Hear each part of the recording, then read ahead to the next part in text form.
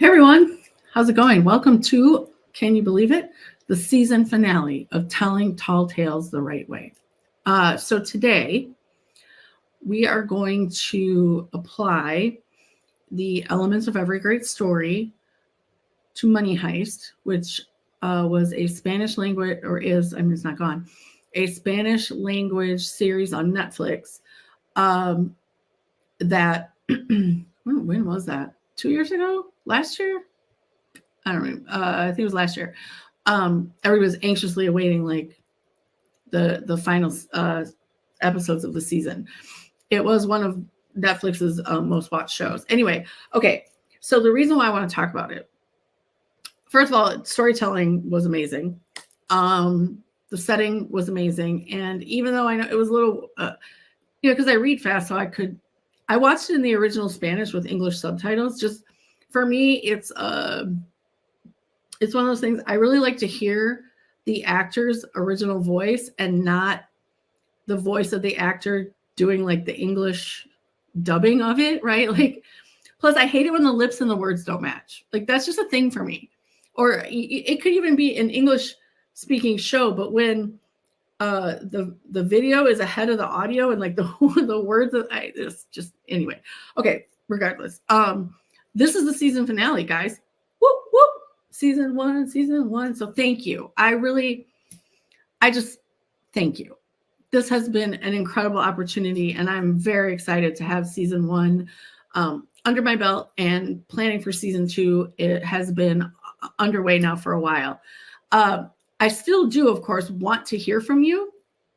So if there is a book, a TV series, something about a TV series you want us to talk about, or a book that was made into a movie, whether you loved it or you hated it, whatever, like let me know, put it in the comments, and I'll look at what you're talking about. Like I will entertain all ideas, honestly, as long as they're books I've read, number one, or could read to do it. But at any rate, I want to hear from you. So everyone, hi. I should probably reintroduce myself.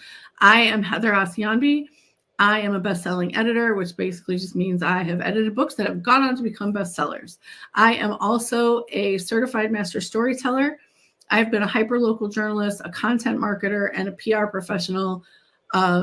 So I've been telling stories for what feels like 100 years, and I've been reading stories for way longer than that, right? That bookshelf behind me is just a sample of the books I have in my house, and I have read almost every single one of them. All right, so let's talk about Money Heist. So here is the cast of characters. Now they are all, so they have like obvious regular names, right? Like whatever they are. But to avoid detection by police, they each take the name of a city around the world. So we have the professor, but he goes by the professor because he's like the brains behind the operation. And then there's Berlin and Nairobi and Denver. We have, so Stockholm down here is, at first we know her by Monica, that's her name. And then she joins the crew. So then she gets her own city name, right? So Lisbon, which they spelled wrong, I realize in this picture. But anyway, it doesn't matter.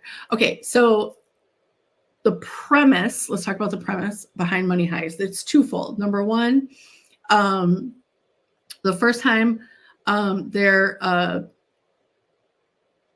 stealing, so La Casa de Papel is like the National Bank of Spain, basically, is what it is. They break in and they want to steal it. Now, each character has, obviously their own reasons for doing what they're doing. And so it follows them through five seasons. And what I liked about the way the story was told, let me get rid of that. The way I like one of the things I liked about the way the story was told is that it wasn't just this one heist over 5 seasons. It was like, so they did the National Bank of Spain was the first heist. And then at the end of season 2, one of the characters makes a pivotal decision and the other characters have to come back together. And then the last 3 seasons focus on like the mint of Spain, where they actually like print money. So there's that. So and where the gold is stored, I believe. Wait, is that? Doesn't matter. Anyway, so these characters come together and they all have like their own backstories and whatever. But today, what I want to focus on specifically, well, let's go through the elements of every great story first, right? There is a definitive beginning, middle, and end. Each episode has one. Season 1 has one. Season 2 has one. Season 1 and 2 have one together. Same thing for seasons 1, 2, and 3. Each season has its own beginning, middle, and end. And then there is the beginning, middle, and end as that second story arc. So it's really 2 pieces, seasons 1 and 2, and then 3 through 5. So if you have not watched Money Heist yet, I really recommend that you do it. And I'm just going to tell you now, this is one of those shows where I suspended every ounce of disbelief I could have, because while the professor is probably a certifiable genius, like, and don't get me wrong, stuff goes wrong. Stuff goes wrong. People die, you know, like stuff happens. But it's just he accounts for almost every possibility, which is astounding. But I guess, you know, as a genius, maybe not. Anyway, you are going to have to go into, like, if you haven't seen it yet, go into it and be like, whatever happens, happens. And I am here for it and I'm rolling with it. Okay. So all of that. Okay. So let's talk about the elements of every great story, to beginning, middle, and end. Conflict and resolution. Obviously, the conflict is they broke into these places. How do they get out? Do they all make it out? And then they each have their own conflicts, right? Each character has their own set of stuff that they're dealing with, which when you think about an ensemble cast, and well, not an ensemble cast, but an ensemble cast of characters, like that is some daunting storytelling, which is why I have to give like mad props to the writers, because that's a lot of moving pieces to keep together. Okay. All right. So there's conflicts resolutions. The who of it, right? Cast of characters is there's a lot of them. I'm not going to name them all, but if you want to go, the professor is number 1. He and his brother Berlin, who is part of it, and then there are the main group of robbers. We have Denver, his dad Moscow, Nairobi, Tokyo, Rio. I think that wraps. I feel like I'm missing one. Palermo. Is it Palermo? Yeah, I think it's Palermo. Okay, so that's the core group as the series begins. Okay, so what's the plot? The plot is they're breaking into the National Bank of Spain. Everybody has their own reasons. Literally everybody has their own reasons. I think the professor and Berlin, they're brothers, by the way, are driven in part because their dad was like a master thief, and this was like the job left undone, right? So as sons, they want to do this because their dad didn't do it. Okay. And then so that's the overarching plot, right? Is they want to break in to the National Bank of Spain. I'm going with the first 2 seasons. We can talk about the second 3 seasons maybe next season. And then each character has their own reason why they do that, right? Okay, so where does it take place? I believe we are in, I actually don't know what town we're in. Isn't that crazy? Hold on. I don't know. Hold on one second. Let's find out. Where does Money Heist take place? Madrid. Okay. So it's in Madrid. I assumed it might be, but you just never know. Anyway, okay. Where does it take place? We're in Madrid. Why? Why does the plot kick off? Well, because the professor in Berlin have said, we want to rob the National Bank of Spain. That's why. and then they assemble, like Avengers assemble, right? Like they assemble. When does it take place? It's modern. It's now. There are cell phones. There's GPS. There's all this electronic stuff they have to like figure out how to get past, right? So it is now. And then how do the writers bring this all together? This is what I'm saying. Like this cast of characters, first of all, they are each so unique, and not just for their reason that they want to rob the National Bank of Spain, but also like their backgrounds, their attitudes, their beliefs, their personalities. Everybody is very unique and very well drawn. And they all speak consistently in the voice of their character, like never, like they are who they are. The actors do an amazing job at that. And the writers too, the way the characters are written, like just really, really good. I just found the whole, I mean, the premise is outlandish, right? Like crazy banana pants outlandish. But the way we are grounded in, like, things are going to go wrong, right? And so when people die, like there are very real consequences to breaking into the National Bank of Spain, okay? Well, one of the things that I want to talk about specifically is the consistency and congruency of Berlin's character. So who is Berlin? Here he is. And this picture actually, I think, kind of sums up who we think Berlin is. Like, he's cocky, he's arrogant, he's not a great person, like for real, not a great person. He's what was a description I found in a Reddit thread? He's charismatic, but he is cold and cruel. So, and the reason why I wanted to talk about him today is because I want his character arc is short. Okay, he dies in season 2. He kind of gives himself, he allows himself to get killed to save the rest of the crew, which sounds like, oh, he redeemed himself, right? Yeah, not so fast.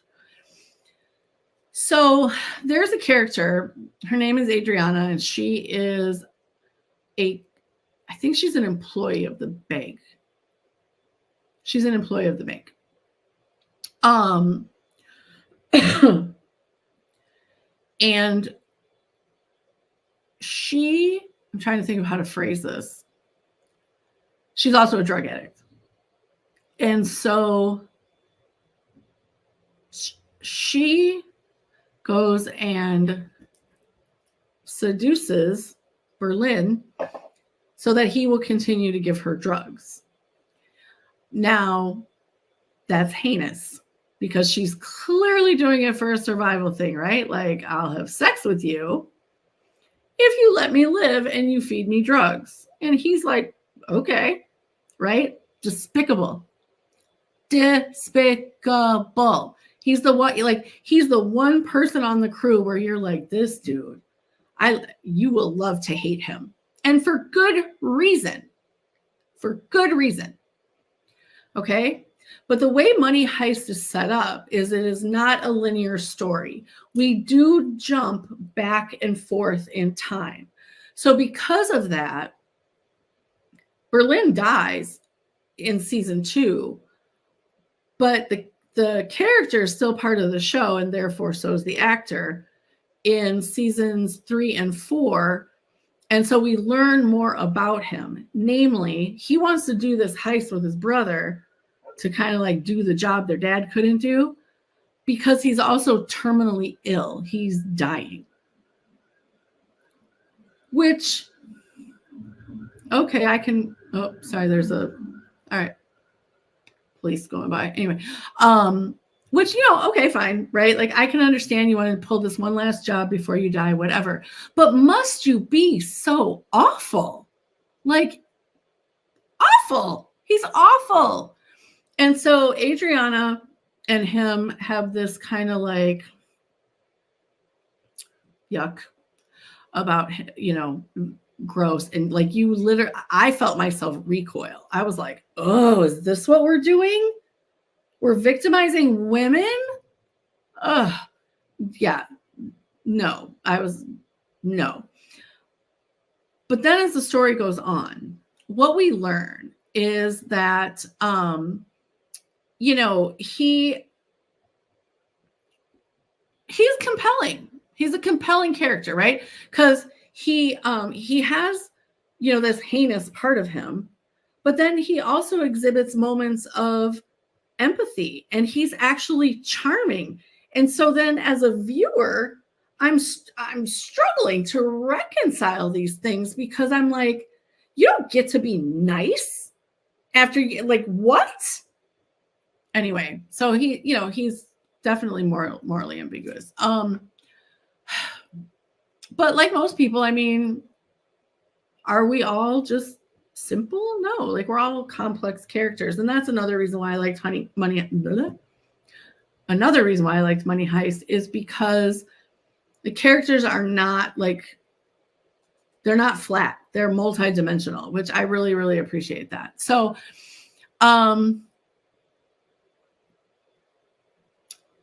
anyway, okay. I was trying to think where to go with that next thought, but it went fitted right out. Okay, anyway. All right, so Berlin is a multifaceted character, just like we're all multifaceted people. He has positive qualities and then the icky part, right? But what I appreciated is how the series never lost the consistency and congruency of his character, even after he died, right? Oh, and let's be clear too. Yes, sacrificing himself for the good of the team was, yeah, all right, heroic, I get, whatever. But like, he took Adriana with him. I'm not going to give away why, because I want y'all to watch it. If you've watched it, you know what I'm saying. But anyway, he took Adriana with him. But anyway, so what Berlin's death does is, up until he dies, I mean, it's tense, right? Like, oh, are they gonna, like, are the police gonna bum rush the bank and like arrest them? Are they like, oh my God, are they gonna get out? How are they gonna get, oh, right? Like, there's all that normal tension that you should feel with a heist movie. But there aren't, I'm trying to think of how to say this, there aren't quote unquote real consequences until Berlin dies. And so, but also,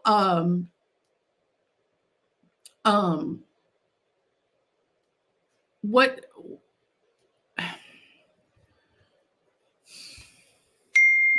it also allows the other characters, so the other characters who know Berlin, I mean, better than we do, right? Because we only see what the creators of the series have allowed us to see, and we have to assume that the characters know him even better than we do, right? Because they've had training, for lack of a better word, right? Because they had to plan this whole thing.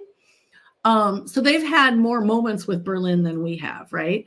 But what his death did also, because it was slightly redemptive in nature, it does create more of that, I guess, morally gray ground, right? Between the viewers and the characters, because the characters are like, oh my God, I can't believe he died to save us. And then on the other hand, they're like, but he was not a good person. Like, yeah, great on the team, wonderful. But in the end, not a good person, right? So in that way, I do wonder if the writers of Money Heist, and I specifically did not look this up when I was getting materials and reading Reddit threads and looking up. I actually found this article on ScreenRant.com. What's it actually called? Let me see. Money Heist. The worst thing the main characters, each of the main characters did, right? And Berlin's is taking advantage of Adriana and then taking her with him when he died. But anyway, I purposely did not look up. See, just like that, the thought went out of my head. Oh, this is what ADHD will do to you guys.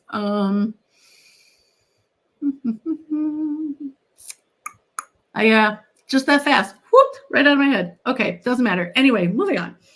I'm sorry. Yes, the writers. I didn't look this up because I wanted to. I want us to have our own opinions and then like talk about it. I don't know if the writers really want us to feel an emotional, if not connection, at least somewhat understanding of Berlin's character. After he dies, and I am like in seasons 3 and 4, we do learn more about him, but not just besides his terminal illness, but we get to know him more as like a person and understand like his trauma and what goes into making him who he is. But overall, did the writers want us to feel like his arc, especially through the end of season 2, was redemptive? I didn't look that up because I'm not sure how I feel about it. I mean, like the Screen Rant story, right? Like, what is the worst thing each character has done besides obviously rob a bank or want to rob a bank or successfully rob a bank? But I do wonder if they wanted us to feel like we should be more understanding of Berlin because of what we learn about him in subsequent seasons. Like, does that change the way we think and feel about him? Now, I'm going to admit I struggled because I do like a good character arc. Like, you give me a good character arc, even one that has like little twists and turns, which, by the way, Money Heist can get away with, like more so than other series because they do constantly jump back and forth in time. So we do learn about these characters more and more as the story moves forward, right? So it can get away with that a little bit, but yeah, I don't know. I don't know. I don't know how I feel about that. What I do know is that you should absolutely watch it if you have not. And I don't know if you. So, okay, true story. As you can tell from the gray hair, getting a little older. So I like subtitles. Even if I'm watching something in English, I like the subtitles. It's just a thing. So, but I did watch it in the original Spanish because I wanted to hear the actors' real voices. It just throws me off like super a lot to hear the dubbing. Plus, that we have that whole lip thing not matching. So if you watched Money Heist, and I'm talking specifically of the first 2 seasons, what did you think about Berlin? What did you think about the way the writers portrayed him as a character? And then the way he died, and did that make you change your opinion about him? So that's what I want to know. So let me know in the comments what you thought about it. And then, you can feel free if you want to comment about like what you thought about the whole season, right? Or the whole series rather. I'm going to tell you now, me and my friend were on the phone watching every episode of the last part of season 5 together. I mean, not in a binging sort of way, because that would have been like, I don't know, 6 or 7 hours of TV or something like that. But like we'd be like, okay, we're going to watch 2 episodes today, right? Because it was just that good. And I like watching TV with other people. I like watching movies with other people because I want to talk about, not movies so much if you're in a theater, because, but to be able at home to press pause and be like, yo, what? Or, oh my God, I can't believe that happened. Or even to feel like sad and be like, oh my God, right? I love that. So anyway, so that's how we did the second half of season 5. Okay, so if you have watched Money Heist, either the first 2 seasons, last 3 seasons, or in its entirety, you want to talk about it, please leave comments or leave your comments down below. But also, if you have any ideas for what you would like to talk about in season 2, books, TV shows, or books made into movies, or whatever, let me know, and we'll see what we can do. But otherwise, thank you for joining me for season 1 of Telling Tall Tales the Right Way. This has been a thrill of a lifetime, and I'm excited to see where we go from here. So take it easy. Thank you for joining me, and I hope you have a good rest of your morning, afternoon, or evening if you are not catching this when it first airs. Take care. Thank you so much.